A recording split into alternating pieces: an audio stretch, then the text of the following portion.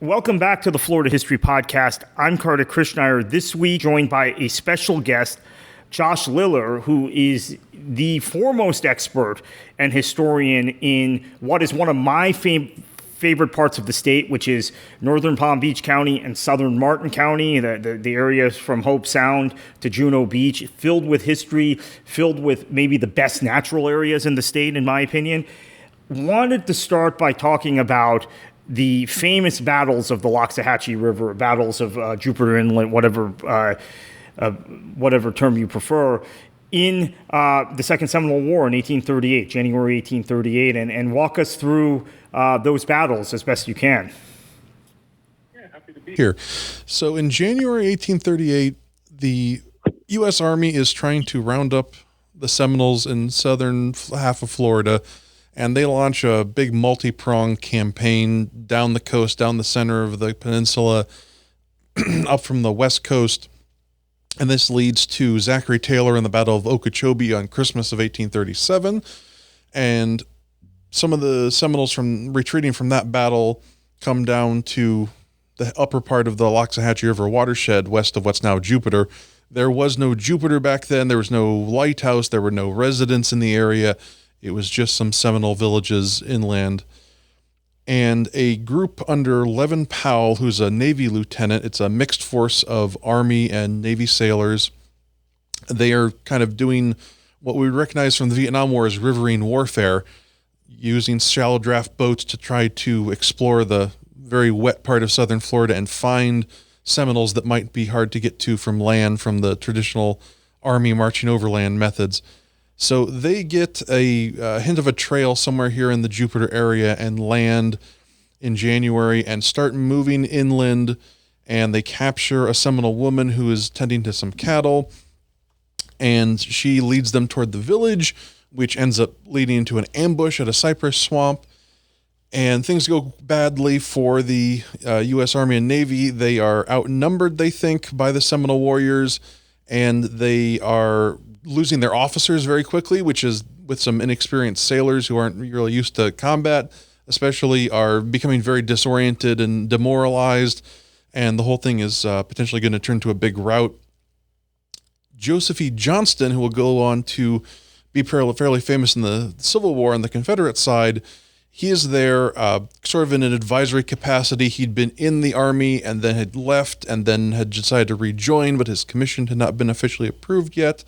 So he takes charge, because he's the only unwounded officer at this point, and takes charge and leads the retreat safely back to their boats so they can escape. And that's the first battle of the Loxahatchee, which is sometimes called Powell's Battle to help differentiate it.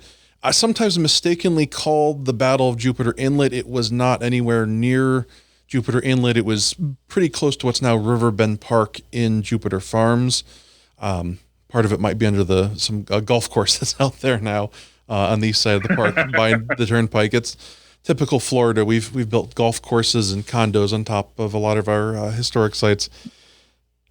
So Powell retreats with gets most of his wounded men off. They lose their doctor, who was apparently very well regarded by the men and officers, and they make their way back up to Fort Pierce, which back then wasn't a city; it was the fort. That had been founded by Benjamin Pierce, the brother of later President Franklin Pierce. And they say, hey, we got bad news. We got our butts kicked. We lost a bunch of men, but we now know where the Seminoles are. So Thomas Jessup, who has an army that has been moving down the East Coast, he has to take a wide swing west from Fort Pierce out almost to Okeechobee, just to bypass the St. Lucie River and its watershed, which is very swampy. Looping around to come at what we now call Jupiter Farms from the west side, moving down kind of a low natural ridge out there that separates the Loxahatchee and St. Lucie watersheds from the Okeechobee area. And he moves in from the west toward the Seminole village he knows is out there roughly. And on the upper part of the northwest fork of the Loxahatchee River, he encounters the Seminoles. He fights them at one cypress crossing, drives them back to the main fork of the river.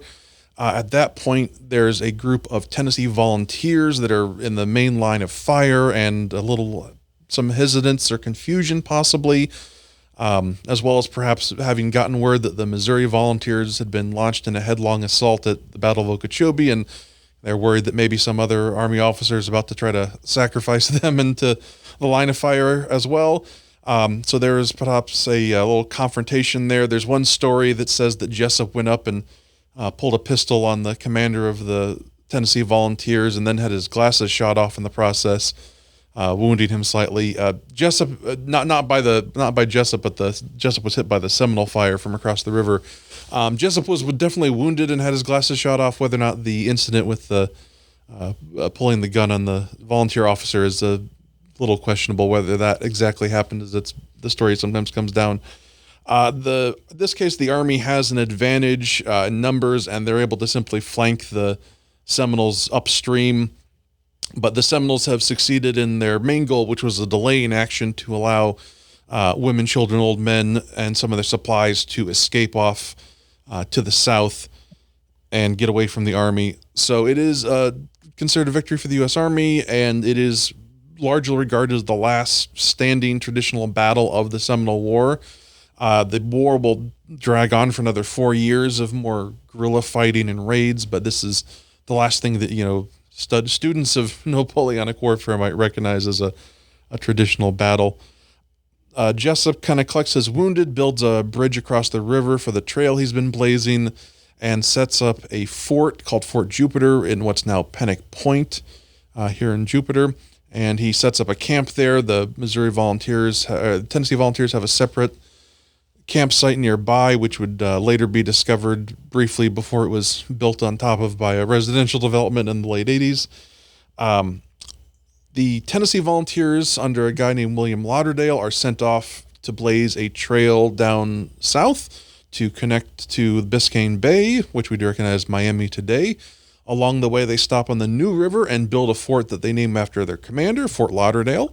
And the general path of their route down from Jupiter to Fort Lauderdale to Fort Dade, now Miami, is how we get the name Military Trail for the highway that follows a similar route today. The battlefield is sort of forgotten and lost for a while. There are orange groves out there in the pioneer era, and they turn up, discarded musket balls and broken bits of things, and they have some sense that something happened out here. There's some awareness there was a battle somewhere in the area. And then into the 1980s, there are amateur archaeologists, many of them operating separately, who are investigating the battle, trying to find out where it is. And the general opinion of a lot of them is that it's somewhere there along the upper Loxahatchee River, just around and just south of where Indiantown Road is now, which is now Riverbend Park, which a portion of it has been designated Loxahatchee Battlefield Park, where it's believed that most of the fighting took place. In the 90s, as the Palm Beach County has acquired the property and is looking to develop it into a regional park, there is a bit of an uproar that they might be destroying the battlefield site, and that there needs to be a proper archaeological study of this with professional archaeologists. And so this happens in the mid-90s, and there's an extensive archaeological survey of the park where they confirm that, yes, this is where the battle took place, and also identifying some of the village sites and even some of the pre-Seminole sites that are out there within the park, and really recognize there's a lot more history and archaeology on the park than had been previously even suspected, in addition to the great pioneer history as orange grove growing. And this helps lead to turning what the park would be, instead of maybe a campground and baseball fields, that it's going to be kept in more of a natural condition and restored as part of the upper part of the river watershed, and do interpretation for the history out there, which is coming around pretty great. There is a book about 20 years old now called Guns Across the Loxahatchee that talks about both battles and puts it in context of the Second Seminole War. There is a group called the Loxahatchee Battlefield Preservationists who do tours out there on the battlefield on weekends during the winter. And every January they have a big event that's sort of a battle reenactment and remembrance. The parks preservation, right? The Palm Beach County, as you mentioned, those areas, and it's west of the Turnpike, south of Indiantown Road, just south of Indiantown Road. I think one of the real fortunate things is that area of the county developed later, and that area of South Florida, just the metropolitan area, developed later because had this battle taken place further south, it's possible archaeologists wouldn't have gotten there in time to preserve the land.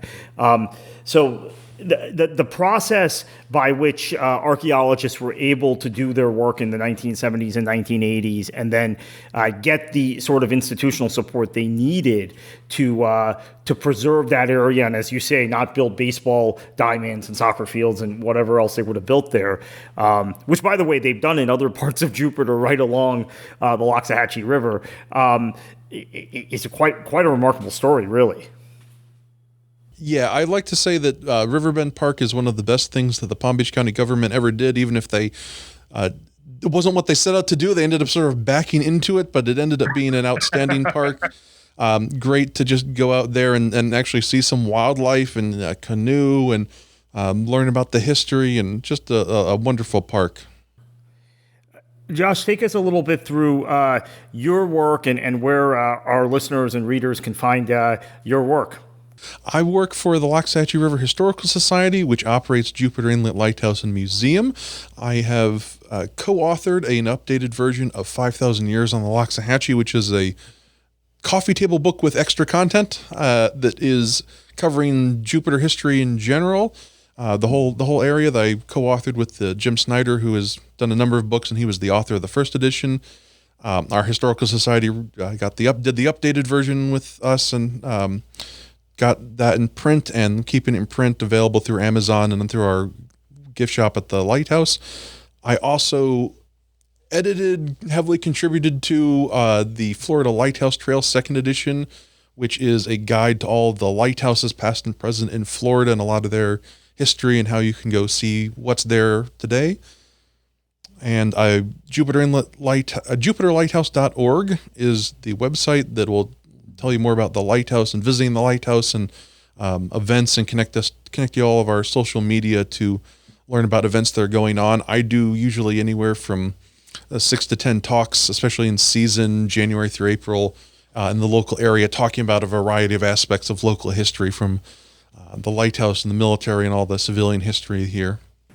Well, Josh, thank you so much for joining us each of the last 2 weeks here on the Florida History Podcast to give us a little taste and flavor of the area around Jupiter, both the lighthouse and the Loxahatchee River area, the battles, lots of hidden Florida history in the Jupiter area.